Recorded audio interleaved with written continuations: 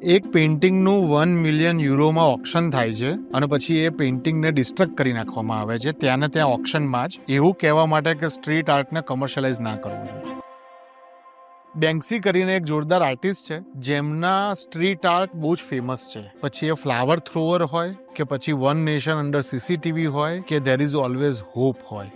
એક માણસ બોમ્બની જેમ ફ્લાવરનો બુકે ફેંકી રહ્યો છે, ફ્લાવર થ્રોવર. એક નાની છોકરી અને એક હાર્ટ શેપનો રેડ બલૂન અને એને કેચ કરવાનો પ્રયત્ન કરે છે અને એ આર્ટ વર્કનું નામ છે ધેર ઇઝ ઓલવેઝ હોપ. અને આવા ઘણા બધા આર્ટ વર્ક એમણે કર્યા જે એન્ટી એસ્ટાબ્લિશમેન્ટ, એન્ટી વોર અને જે સમયે જે પ્રશ્નો ચાલતા હતા એના જવાબ તરીકે મુકાયા અને સેલિબ્રેટ થયા. એમનું આ પેઇન્ટિંગ જે બહુ જ ફેમસ છે ધેર ઇઝ ઓલવેઝ હોપ, એનું ઓક્શન થયું. 1 મિલિયન યુરોમાં એ પેઇન્ટિંગ સેલ થાય છે અને ત્યારે જે પેઇન્ટિંગ રિવીલ થાય છે અને પછી ત્યારે એને શ્રેડ કરી નાખવામાં આવે છે અને બિનમાં જતું રહે છે. અને ત્યારે પણ મેસેજ આપવામાં આવે છે કે સ્ટ્રીટ આર્ટને આર્ટ કો આર્ટ ही रहने दो, કમર્શિયલાઇઝ ના કરો. આ એક અવાજ છે જે બુલંદ છે અને હંમેશા બુલંદ રહેશે.